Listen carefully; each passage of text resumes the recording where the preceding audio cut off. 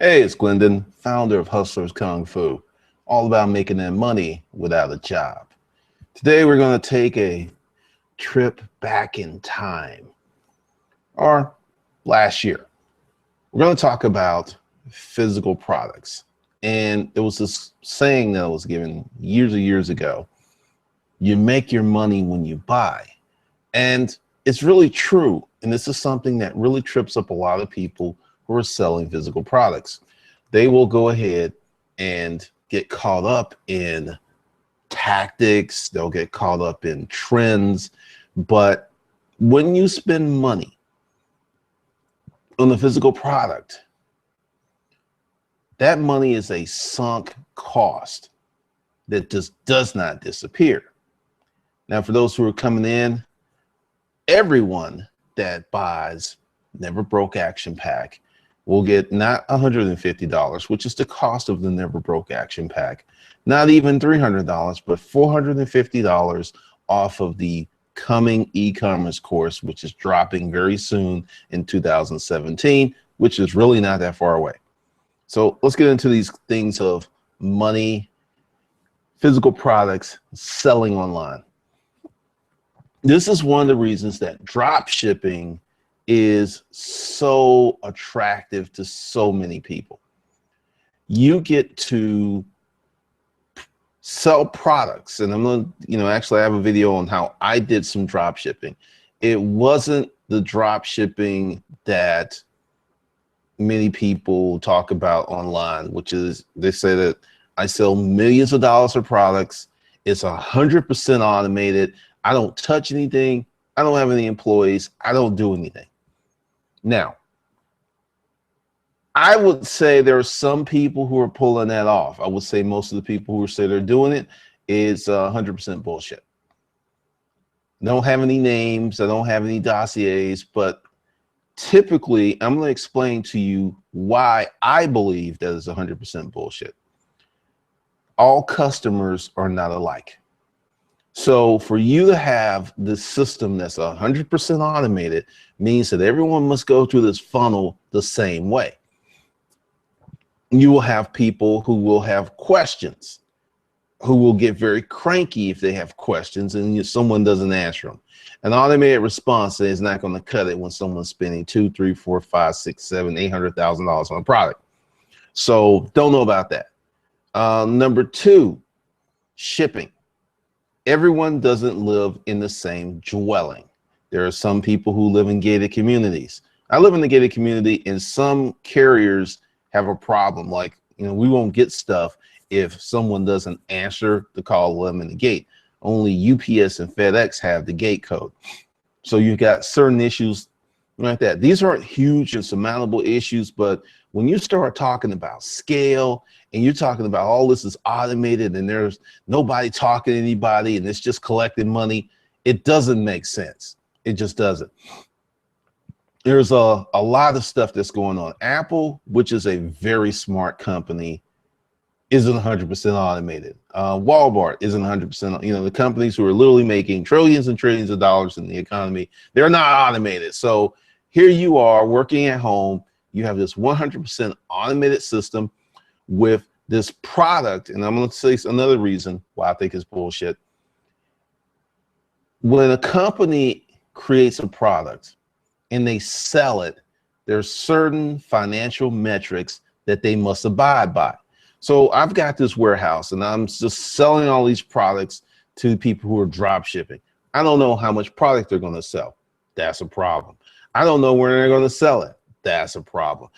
There's so many variables that just make a lot of that stuff completely unbelievable if you know the numbers. That's why I just think it is a selling tactic, because to set up a durable, sustainable, real life drop shipping situation is not going to be passive, and it's going to take a lot of work.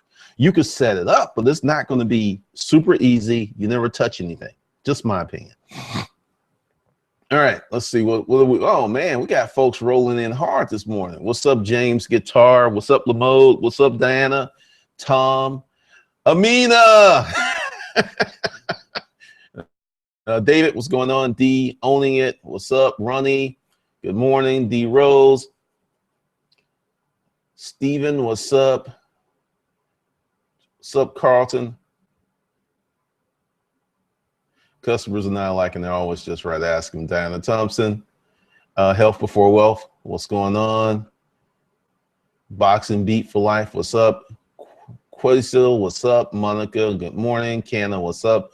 What's up? Yeah, I mean, the whole thing with the big drop shipping, oh, that was interesting. When I move the screen like that, hold on a second.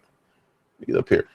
It's just, I know why it's attractive. I know why a lot of people want to do it. I totally get that. But from a reality standpoint, it's a hard one. It really is. And we'll put this up there. Okay, so let's just jump into physical products. You make your money when you buy. And what that means is whatever price that you get your products at, regardless of what happens after that, it doesn't change. This is one of the reasons I love storage auctions, because of the opportunity. Well, the general premise was you got your inventory for pennies on the dollar. So even if half of the unit was crap, you still made money. When you're dealing with new products, that's not like that. You're going to have shipping, you're going to have taxes. There's so many little embedded costs. So when whatever you're going to sell, and this is just my advice to you, is get small samples of whatever you're going to sell and test it. Try to sell it. And when I say get small samples, create a website. You could throw up a Shopify website in 2 or 3 hours. You can run a little traffic there and buy maybe $100, $200 of the stuff and see how it does, see how it ships.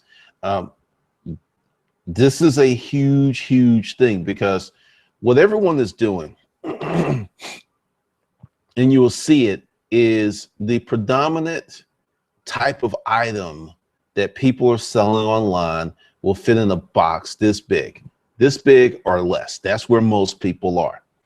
Stuff that can be delivered by UPS, stuff that can be delivered by FedEx and DHL and other couriers. Everybody's in that space, like 90-some%. When you get outside of that space, you enter into a different marketplace, you enter into a different customer, you enter into a different price point. I learned early 2000 what a difference it was, because it's harder. So this is just a tip. You can take it if you want to. If you want to make more money online, start increasing your average sales price. If your average sales price is $15, $20, $30, try to make it 100. If your average sales price is 100, try to push it up to 500. You will see very healthy and beautiful things happening to your checking account when you do that. Because years ago, when I was doing storage auctions, I noticed this, and I used to participate in this game. I didn't buy on value, I bought on capacity. And that's what many people do. They buy on capacity. They buy on what will fit in their house, you'll even hear people, it's like, I was looking for a product, it couldn't weigh too much, it had to be super cheap. And everyone having metrics is cool. But the thing is, if you stay there, you're in the land, you're like on the highway at 5 p.m. You are just in such a swamp of competition for resources, for eyeballs, for all this other stuff, that it's really, really hard for you to get to the next level. Now, excuse me, I should turn the heater on much earlier. It's a little chilly down here. But years ago, I was at a locker and I was duking it out with this girl. I spent way too much money on this room, but I knew that that room would fit in my car. Fast forward to 2016, you have many people who consider themselves professional sellers who buy on capacity, who don't buy on value.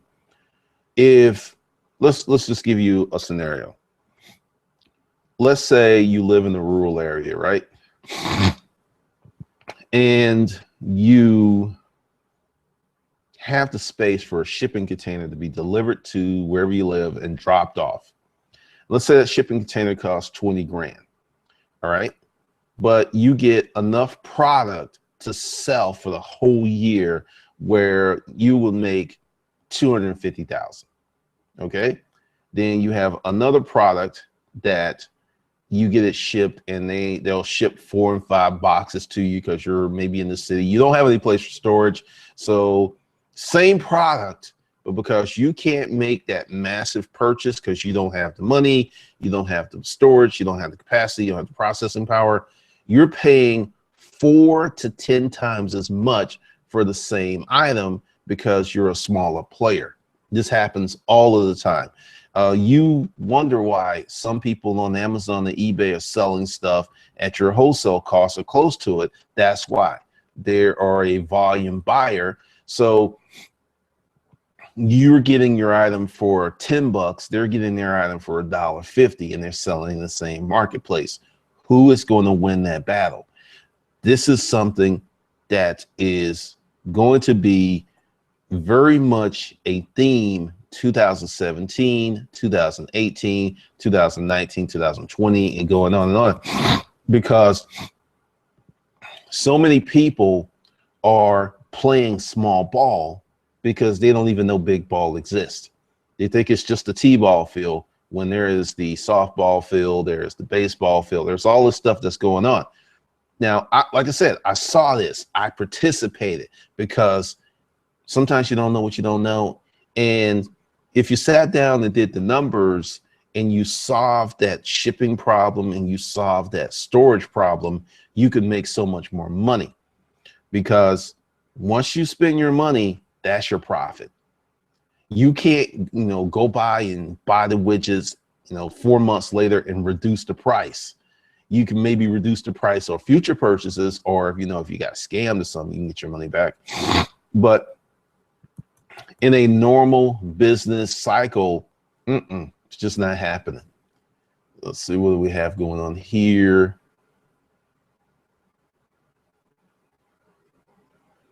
Whoa, whoa, whoa, whoa, whoa, whoa, whoa, whoa, whoa. Whoa, all right. Carlton Sheets had the PMI Institute to take orders and ship. He created a professional situation. I mean, I could see how that can very much work. Let's see. Hold on a second. Let me do.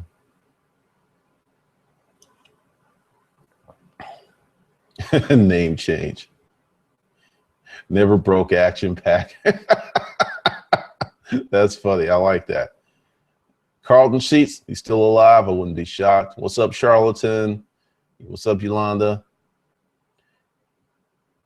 Now, back in the day, a lot of people had these separate companies, fulfillment companies. That's what they were called. They were entering into maybe a licensing agreement. So it wasn't like real drop shipping. It was more like this company would sell different products for different people, and then they would do all the heavy lifting and do the check, kind of like what Amazon does with Kindle. Create space. Let's see. Jacqueline Smith, what should I say first when I approach people when I'm prepared to sell my books in Publix? Put a little bit more extra on that. Why are you selling your books in public? What are you doing? What's up, Benjamin? Yes, he's been around. A big thing. Muslims convert. That's funny. David, yeah, when I'm sourcing things to sell on eBay, I fall for some videos that tout the concept of selling men's neckties because shipping is cheaper, but there's a glut of eBay buyers selling ties. There's a glut of people selling a lot of that cheaper stuff because it's so easy to do. I'll tell you why I got into selling furniture on eBay a long time ago. Let's see. Lamo, I did it before and I had lots of refunds because it was hard to get the right size of the items. The sizes were always out. I gave up. Customers were never satisfied. That is a common tactic for people who drop ship, and a lot of people don't talk about that. Let's see. What's up, Kayla Rose? What's up, Patches? Saxy Moxie and Kayla. This will post and you'll be able to watch it. Dang, I hate allergies. All right, this is why I started selling furniture on eBay years and years ago. There wasn't a lot of people doing it. That was the primary reason that I started selling furniture on eBay. And it has a lot of challenges. You know, I'm not gonna say it still does, because here's the weak chains in the process. The furniture manufacturers put their stuff in packaging that's designed to get to their warehouse or to be moved by LTL. Well, actually, it's designed for them. It's not designed to be moved by freight. I used to work in the freight warehouse. Let me explain to you what happens. Your stuff has to be put on a pallet, and if it does not fit that pallet correctly, then there's a greater chance for what's called compression damage. So whenever I was packaging up some furniture, I would put it on a pallet where there was a lot of room. Sometimes I would use newer pallets, using older pallets, they could break. Then I would shrink wrap it, and then I would put another layer of cardboard around it. This is why a lot of high-end furniture comes crated in a wooden crate, because there's just probably the most durable way to ship stuff. And sometimes I would crate certain things. If I saw someone 15 grand worth of furniture, it made sense to spend $450 on the crate and have the crate integrated with the pallet. Now, this sounds like a lot of work, right? And it is.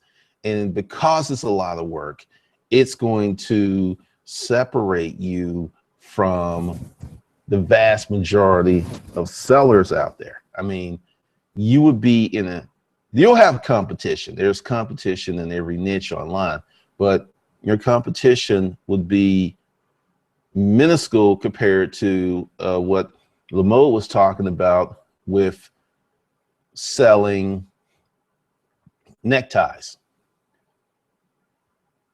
Let's see. I'm glad I made it. I've been watching the video replays. What's up, Uberman? What's up, Kayla? Seems like disposables is where it's at. Disposables, replenishables, same issue. Okay.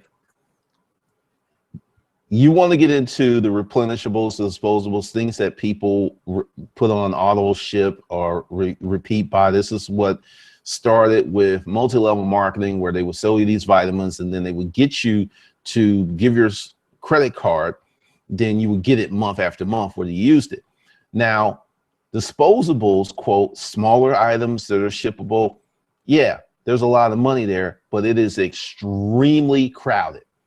And with Amazon, you can't even ship and you can't even get in some of those categories. You just can't.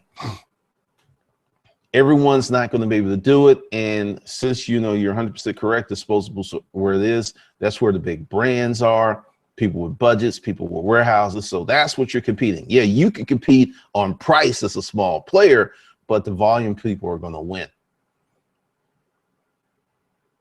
What's up, Leroy? What's up? Diana Thompson, the Thrilly video about dropping shipping are actually used to sabotage the prospect buyer to purchase more courses while losing money in their business when the refer says no one believe it. Amway, Herbalife, Amway. I mean, that was just one of the things. Now, I want you to look around your house, right? And just kind of walk around, and how many things are in your house that pretty challenging to ship? That would be your furniture. That would be, yeah, it'd be furniture. There'll be like art, huge art, like art that is in the frame. Like you could pretty much ship anything if it's rolled up in a tube. But art is a very hard thing to do online, because once you get into the bigger pieces, haven't you ever noticed when you go to Target or you go to Michael's and you look at art, a lot of that stuff is a certain size. Then when you go to, or you watch, you'll go to someone's house who really likes art and they've got these big things that are almost wall length. That stuff has to be shipped. And also it has to be mounted a certain way or it will rip out the drywall. There's a lot of money in difficult things to do. It just really is. But this is, you know, going back to the whole thing with eBay. I was on eBay. I was looking around. I was looking for a new category. I created a new eBay ID, and I saw that there were people who had feedback of 40, maybe 50. They were selling $2,000 to $4,000 products. And I was like, So, you know, I went ahead, got my ID together, made it, you know, it took a while to build up the feedback. But once I got to about 20, the sales started to become more consistent. This were people who were buying 750 up to $5,000 products. Now, first thing that many people will talk about is, whoa, what if they ask for a refund? Now, this is the thing with furniture, and it did happen to me a few times. And my thing was send it back. And then I had a few people who were like, hey, you should pay for the shipping back. And this kind of got really, with one person, they got really, really intensified. So they did a chargeback and kept the furniture. So I had to fly to Las Vegas and I had to file a lawsuit. And when they got that lawsuit, because I figured out where they, you know, I knew where they worked, could do a little research, and I had them served on their job, and the guy went off. It's like, look, you got the furniture, dude.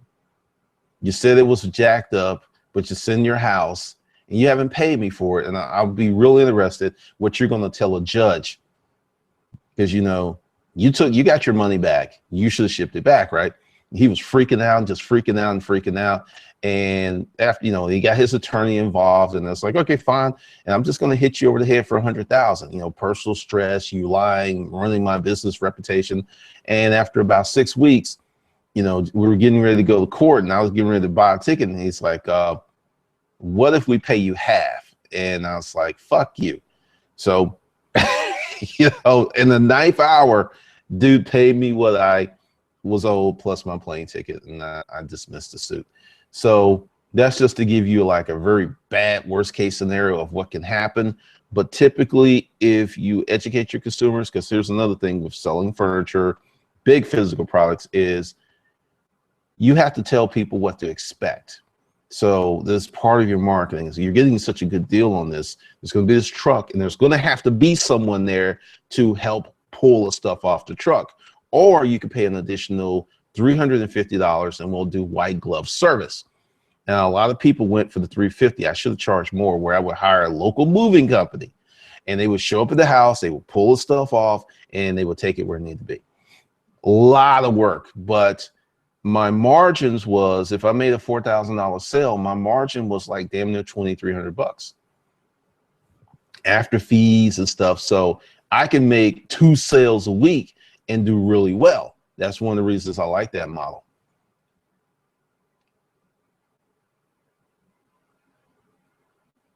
I was tempted when the feds came to get Kevin Trudeau. Kevin, he crossed a lot of lines. Jacqueline Smith, should I get my own website or should I allow the publisher to create one for me? Also, selling in public is just preparing myself to connect with people more often so they can also go online. Okay, selling a book is way different than selling anything else. First of all, is this a fiction book or is this a nonfiction book? Leroy Gesturing, drop shipping didn't work for me as well as dealing with the suppliers directly. Also, dealing with suppliers are complicated. A lot of drop shipping doesn't work. That's why, you know, I told people this, because I saw this video the other day on Facebook, and the guy did 3.2 million, and he was in a nice house, and he built this $3.2 million business, and they didn't touch anything, and it just sounds like this beautiful dream. I mean, it's just, I'm sitting there and I know this is bullshit, but I'm getting sucked in because it's so seductive. It's like fake titties. You know they ain't real, but you want to suck them. And I was sitting there like, is going to get a lot of people. But see, this is the thing. And this is the big gotcha. When I was in the storage auction business, when I was selling stuff online, I wasn't teaching people how to make money online because I was making so much myself. Only after getting sick, after closing down my business, after essentially retiring, did I get into the training business. I was not concurrently training and doing the selling because I didn't have to. There was no need for me to do it. None. Oh, he's in Switzerland. Wow. Nonfiction books. Okay. With the nonfiction books, you know, and just kind of save this for just go ahead and ask some questions on the video yesterday about online courses and stuff. But typically, nonfiction books, you need to be an expert because, yeah, you can write it and you can throw it up on Amazon and you can direct a little traffic at it, but it's just not working out for a lot of people. You need to build up authority before pushing your book if you don't have it already. Now, there's so many physical products that you can sell. Now, big part of this is being a member of the tribe so you know all of the gotchas of the product, because I would not try to sell car parts since I'm not a car part guy. If I was a tuner, if I had a Honda that I tricked out and I had dropped the exhaust and put in a new exhaust and I really knew this stuff, I would try to do that. So one of the things that I think you should do, and this is just me, is if you're going to sell something you don't know about, get into that community for at least 6 weeks to a few months, really feeling your way around so you know how the product's going to act, because anybody can go to a supplier, get a business license, buy this stuff, but it's messaging and it's communication. Because right now I'm running some tests for some books I'm going to write. And I sat down and I wrote out a template and I wrote out some messaging, and I'm using Craigslist again. And I got a response from this piece of copy within 2 minutes. And I got another response and another response and another response. Craigslist isn't as easy to use for testing as it used to be because Craigslist doesn't let you get metrics. I used to be able to drop a picture on the Craigslist ad and see how many people looked at it by the number of folks who viewed the photo bucket image. They removed all of that shit, bastards. So, but for that to perform that well, that quickly was pretty inspiring. Mr. Safety Firm, Kevin is still in prison, got 10 years, he lost appeals. It's just, that's another thing, you know, with the Kevin Trudeau thing. He was doing television, he was doing the infomercial thing, and sometimes with copy, people tend to get a little overzealous. Gary Halbert, one of the best copywriters ever. You know, if you're ever getting the copywriting, everyone's going to reference his works. They're going to reference his letters. But even with doing this is one of the reasons I'm like brutally honest with you guys. Making money anyway is hard. And there are many people who know that if they tell you that it's hard, you're not going to buy their products. So they're going to intentionally lie to you. Years and years ago, when I first started this channel, I had a lot of, quote, internet marketing people come to me and say, stop saying it's hard. Don't say that. You know, and I'm like, but I was in a unit one time and there was a canoe in the unit. I didn't know it. And I moved the box and this canoe came down and hit me upside the head.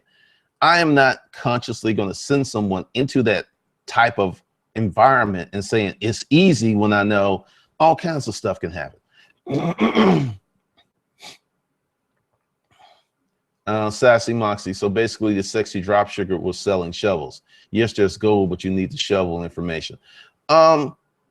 Typically, I mean, that's really the thing, because ask yourself this question. If you are making 3 million, 10 million, 50 million online selling physical products, you've got a website, you've got a process. Why would you go out and create more competition for yourself? I mean, seriously, when you just kind of sit down and ask yourself questions like, this is why I'm real clear on why I teach people, why I consult. I did it for almost 2 decades. I retired and now I'm being a mentor and a consultant. I did not do both at the same time. There's a huge conflict of interest at both of the time. Watched 60 Minutes this year. Got an appeal and got for out early. They removed the counters. They removed a lot of stuff. I mean, seriously, you watch my early videos when I was like, I would lie to customers. Hey, where'd you get this stuff? Oh, we do estate closeouts. I wouldn't say, oh yeah, I was over here at public storage, and oh man, you just paid $10 for those clothes. I got a unit. I paid $1 for the whole unit. Come on, come with me at the next auction. No. And I remember there was this one customer, and we had made a mistake, and there were some invoices on the desk from the auction, and she saw them. And 2 weeks later, I saw her ass at the auction, and she stopped buying from me. So this is why, like, you have a lot of people, hey, I'm online. I'm trying to be your friend. I'm trying to educate you. There's enough for all of us. And I have seen the degradation of so many items since everyone started talking about online, because attention is a form of currency. Appreciation is a form of currency. Some people, they're not doing this for money. They're just doing it for attention because it makes them feel good.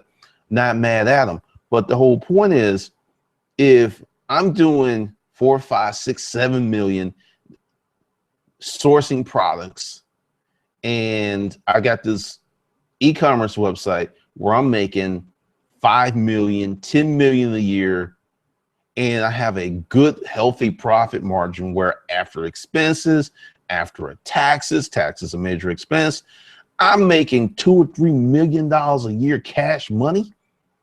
You know what that is? That's damn near over almost 300 grand per month. I'm going to come on YouTube. I'm going to come on Facebook, and I'm going to like, hey, come watch this free video where I'm going to help you make money. Like, no. That's one of the reasons I don't hang out with a lot of folks. Yolanda, I thought about that too.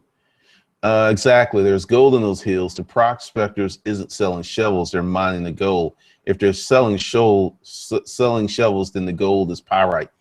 And seriously, this is kind of one of the reasons I occupy this space, because I can sit here and be like straight up honest with you, because I've been there. I've bought a lot of programs, I've bought a lot of stuff, and the internet has really shifted. There's still a ton of opportunity, but the internet used to be really naked. I mean, my YouTube channel, I had no competition. I'm in the video group, and we're talking about it, this new thing with YouTube, where YouTube is seriously changing the algorithm. And why they're changing the algorithm? They have an abundance of inventory of video, and most of it's shitty. So they had to create a way to separate the good video from the shitty video. So if you're making shitty video, they're not referring you.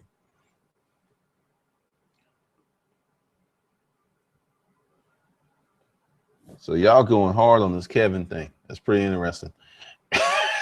But it's just some madness. Now, how do you find physical products to sell? What are the best physical products? Wrong approach. What are the biggest audiences? That's what you should be looking at. And you should also be looking at the biggest audiences that also mirror some of your strong points. Yeah, you can go in and learn a new market, work really hard. I was watching this, I read some on Facebook where this guy was broke a few years ago. He got an Amazon, and he's worked so hard that his health has been impacted, and now he's cutting back. Typically, if you get into something that is a strength, you're not going to have to go that hard. Let's see what we got. Man, if I can't stop laughing, it's getting crazy online.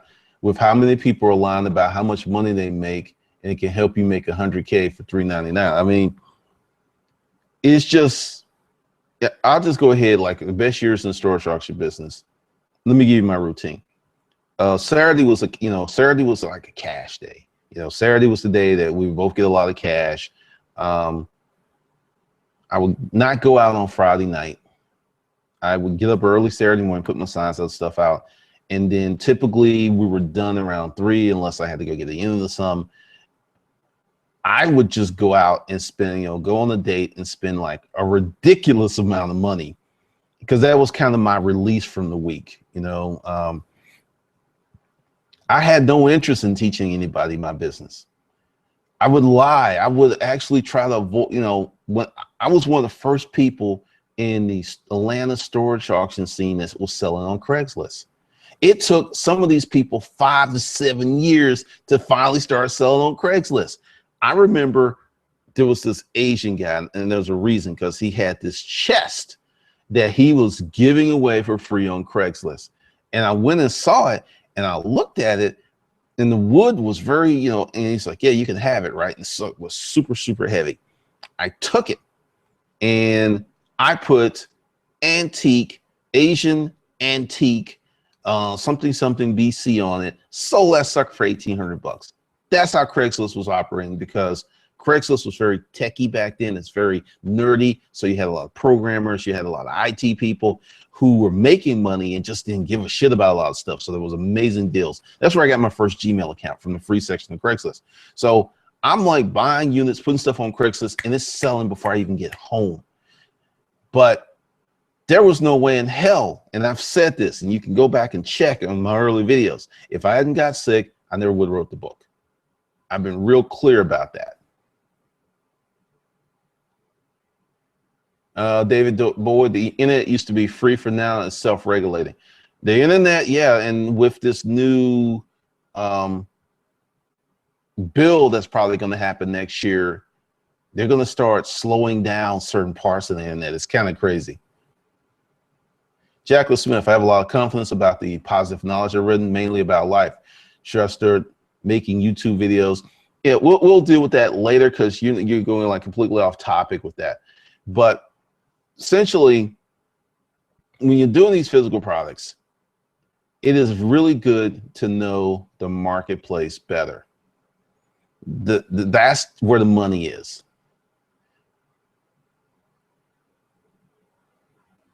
Hey, Glenn, what do you think about Loot Crate, which is a company that rebranded grab bags? Brilliant idea. Brightbox is like that. Birchbox. All these girls did was go out and get a bunch of samples from these companies for free and ship them to their customers. And if the customers like them, they buy more from the company. I mean, matter of fact, I'm going to show it to you, because this hands down is one of the dopest startups. Let's see, make sure I'm spelling it right. Birch, yeah, box.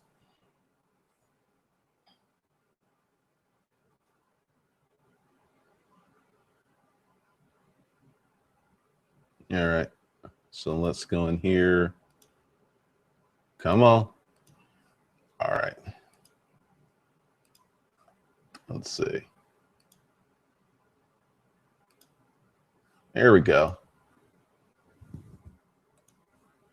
Now, this is kind of going into reference, and this really fits into, all right, I don't know. It's just doing all kinds of crazy stuff here. Okay.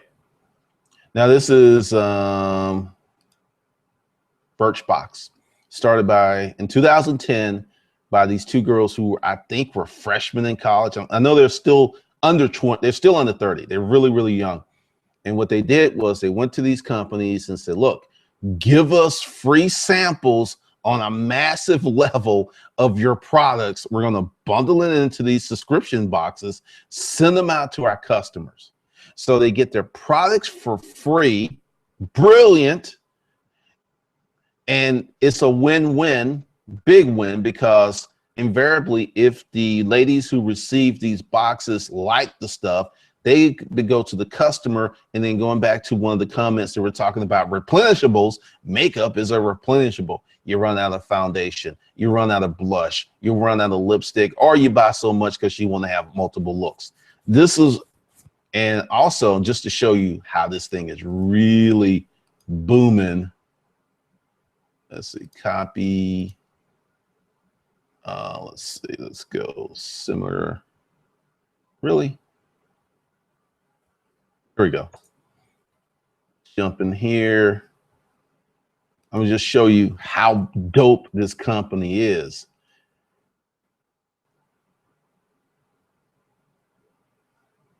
Yeah, 4 million views per month. I mean, 4 million hits per month on that website.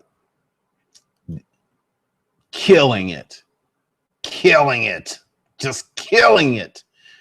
And it was a really simple idea. Looks like they've got that's a Harry's razor. So apparently they've got Harry doing stuff. Just check it out when you get a time. And this is physical products. This is a lot of shipping. They've got all kinds of stuff, but this is just one of probably the most brilliant concepts and ideals that I have seen in my life. I mean, it's crazy, crazy brilliant how they set that up, you know, just amazing. So let's come out of there. Let me see what you guys are talking about.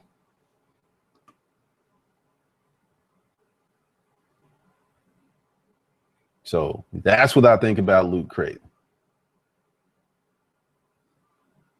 Let's see, looks like that screen froze. Am I doing too much?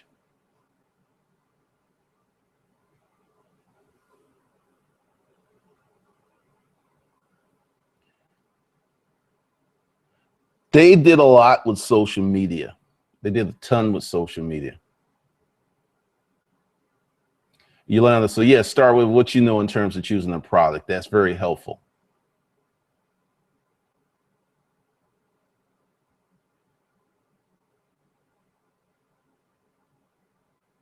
Subscription-based services, yep.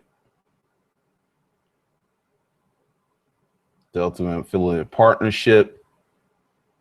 Did I hit? So there's a lot of ways to go about this. Hold on a second. Let me do something. I need to make sure.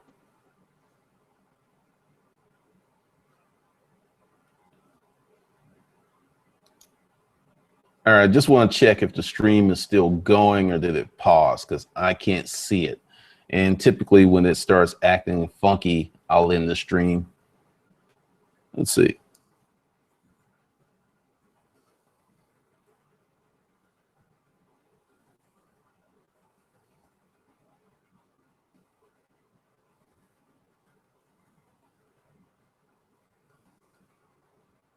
Still going? Okay, cool. So it's on my end. Yeah, if it freezes or something, just let me know. Cool, cool, cool. All right, so I'll just go up here and cool. You know, there's a lot of things, but you know, there's a whole bunch of things where people are just talking about avoiding physical products. And if you want to make money online and you're just starting out and you don't have a lot of money, physical products is probably the fastest way to get going and to niche out. I mean, you want to find some kind of niche. I mean, there are people who, if you just want to do old photography lenses, like there's a huge market for lenses. Crate Joy is a subscription service that ships your boxes for you. Subscription services are huge. And if you can get something, if you've got something, because I'm actually talking to a client and we're looking at creating a cosmetics line because it's a replenishable. And this is what I don't know the whole thing about makeup,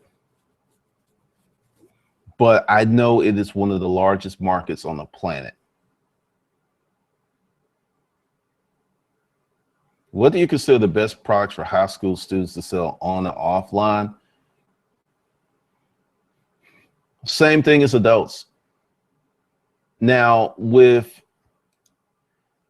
kids, they've got a built-in advantage because they can, there's just certain things that people in certain age demographics buy that adults don't buy. I mean, they can buy everything that we have, but like say backpacks, that could be really big in high school. A girl I was tracking, she started making these bedazzled iPhone cases, and then her friends thought they were so hot, that's like, make me one. And she started selling them, and she, then she started selling so many that she's like started to go out and buy her resources in bulk, and then she went to China and started buying stuff direct from the manufacturer, and within 18 months created a $1.5 million e-commerce website, and she was in high school. So typically for someone in high school, it is best for them to look around and see what their peers are buying, because those markets are huge. What if your niche is a disease? I don't know what you're talking about. There's someone doing this for effects pedals for electric guitars. I can see that because from, I don't play any instruments, but what I have learned from knowing people who do, those folks are real passionate about their stuff. They just are, and they will pay a lot of money just to get that right sound or to get that right arrangement. So I can see that. Selling wellness products, it's a good market. It's a competitive market, but if you can have some kind of distinction, you can make a lot of money.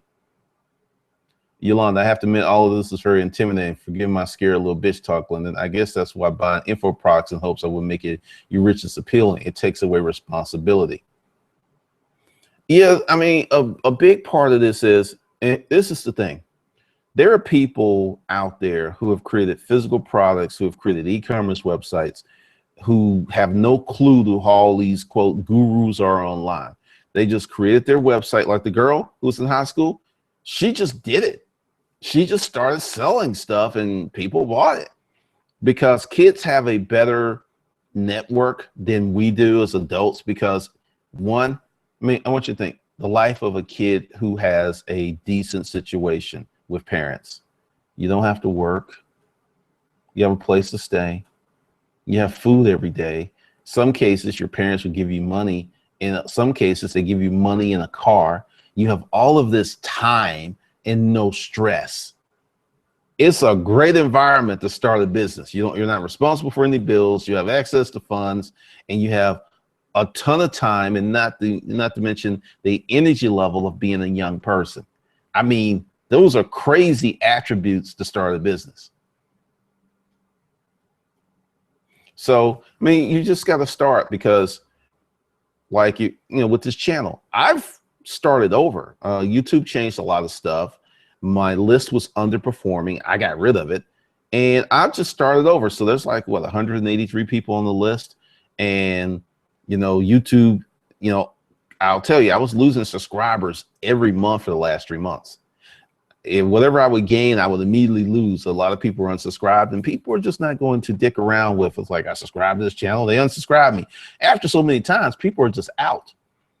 But typically, once you start an online business and you keep at it, it's easier to do the next revision of Web 0.5, wherever we are with Web 1.0, 5.0, whatever, because the internet changes, but it doesn't do a 180. It'll do a 10% change. It'll do a 20% change. So a lot of that stuff you learn is still relevant and can make you money. Affiliate programs with these wellness products, can it be doable based on not creating your own? I mean, there's plenty of multi-level marketing things. Here's the thing. Who are the most hyped people about multi-level marketing products? The people who want to make money from multi-level marketing products. The average, you go to your friends, is like, hey, I'm over here on, what is it, Beachbody, which caters mostly to women, and it's about losing weight with these supplements.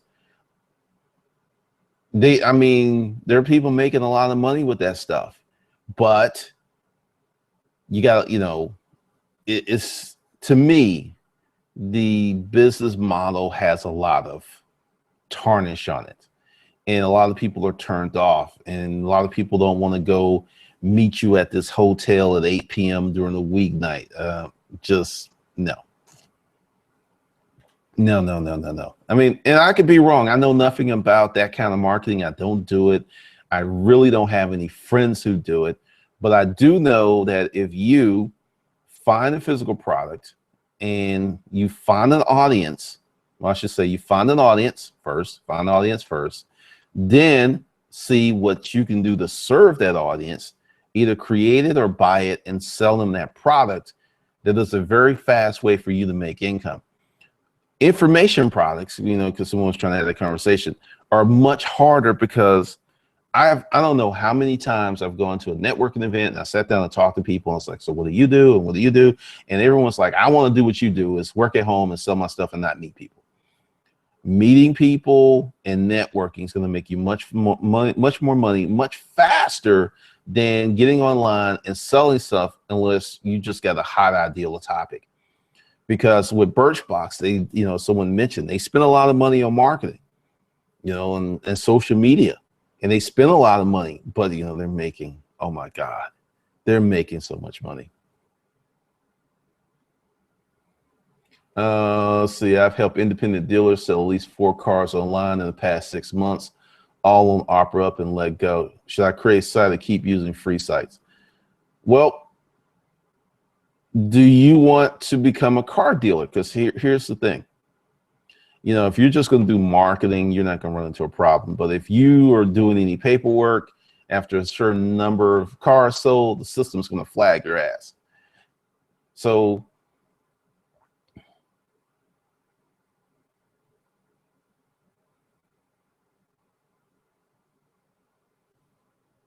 I shelved the t-shirt company because I could only focus on so many things. It's kind of funny. If I'm not talking about something, well, that's not true. I got some other stuff going on. But I had to make a decision because let's talk about marketing for a standpoint. I do better from YouTube and marketing when I talk about things that are congruent with the channel. Now, I'm still doing the apparel line. I got a really, really hot idea for it, but I had to focus, and also then the unsub bug and all some other stuff come. If you want to start a t-shirt business, I'll just tell you the truth. It's very challenging. There's a lot of people with merch by Amazon, there's all of these sites where you can sell t-shirts and make affiliate money. But I had to ask myself, what kind of money do I want to make? Do I want to build this company and distract? Because really, I was starting to lose money on the other thing. That's another reason that I kind of put it to the side. Is when I focus on a few things, I make a lot of money. But when I started doing all this other stuff, that's when I run into issues. And that's why I deleted those videos, and I'm not even talking about that stuff. Health before wealth marketing sales should be your core. I mean, you should spend your first year on that, just digging in that as much as possible.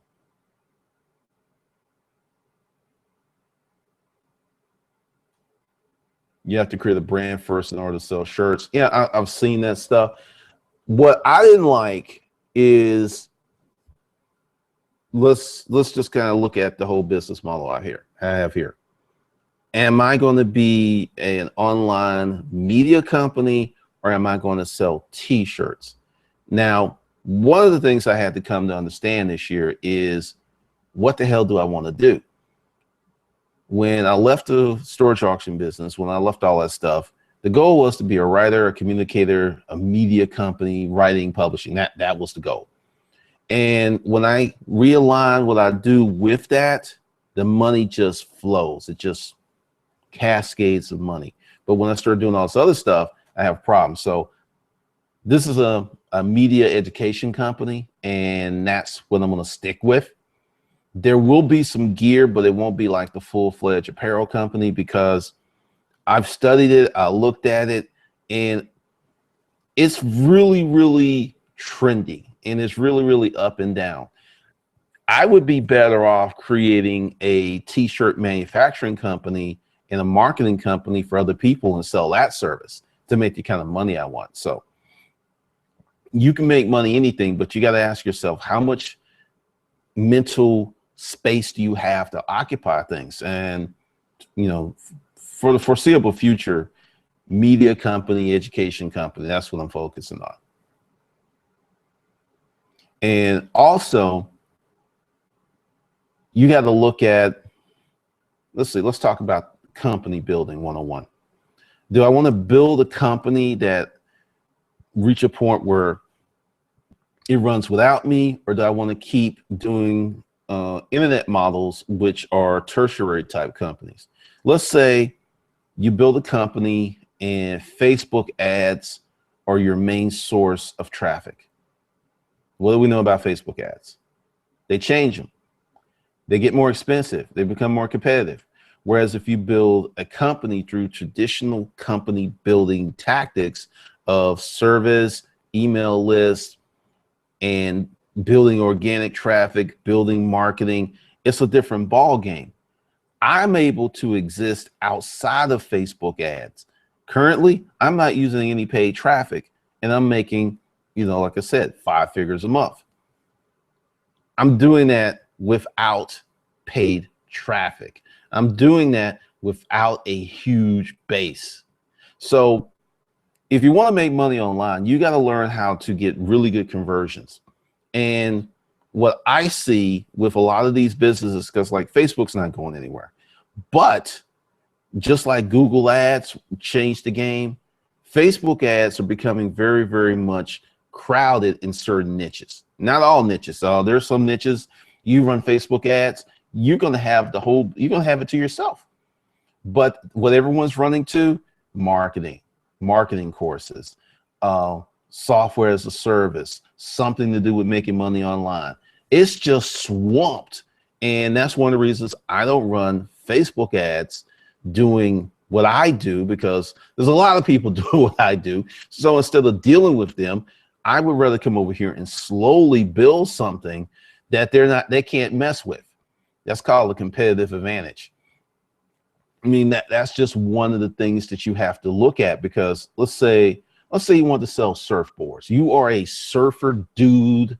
You live in California. You live on the beach. You love surfing, and like nuances on the surfboard that doesn't matter to a person who just comes out to start surfing. You make this board that just catches the perfect wave and does all that stuff. You're in a very niche market, and you're going to appeal to, quote, the elite surfers, and they will pay a lot of money for an elite board. Right now, we have people, you've got bicycles, 4, 5, 6, 7 grand for the frame, and people are paying that. You've got folks out here who do these triathlons and these bike races who may have 10, 15 grand in their bike. So it just really depends. Monica, it takes money to make money. I can't get my partner to understand. He refuses to pay for anything out of pocket. He wants to have a business call his own. Frustrating. I mean, it's a big thing. Fortunately, there's several ways to make money online. There's a ton of ways to make money online.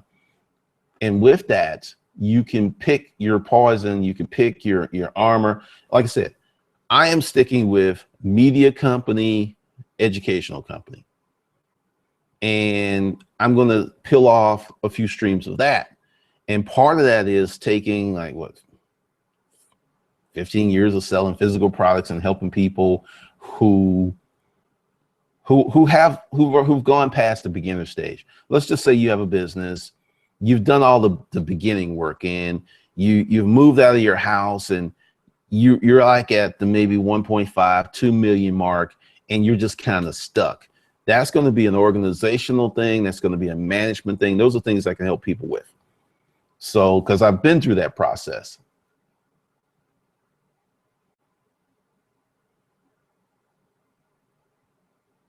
Doing things in a different way, nothing new under the sun, science to getting rich by Waddle Steve Wallace. So let's say your makeup line, you make one type of, say, lipstick. Would it be wise or worth it if you bought other models to go along with your product to fill in your store? It just depends. Someone was telling me one of the Jenner kids, not Jen, maybe Kardashians, she did this lip thing and was killing it. Just some kind of lip gloss thing. Let him save his own business alone.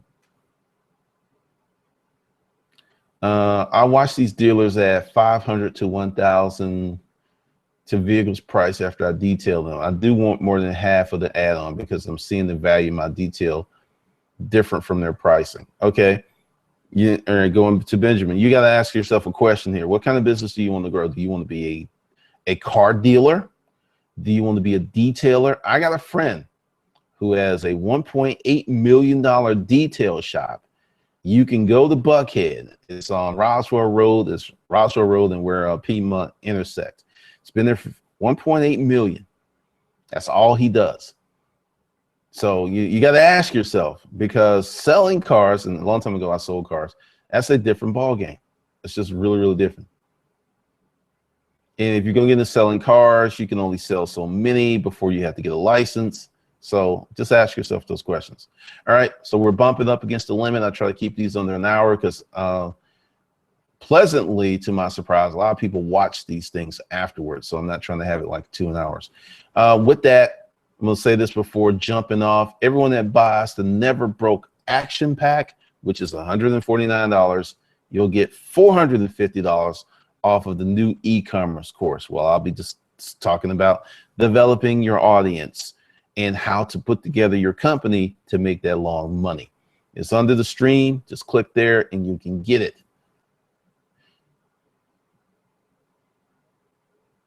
Let's see. Leroy. Glennon, you're putting out a lot of good content, not hustle point. I've had friends lose shirts with paid, lost their shirts with paid ads. You would be passing out business cards. You would be better off passing business cards and building an audience. Monk, I have a brick and mortar. I agree. I have 6 months looks stuck for now, but I think I won't be sticking around. Oh man, y'all going at it. No, there will not be another stream today. So with that, be sure to like, subscribe, and share this video with people you care about. And I am out.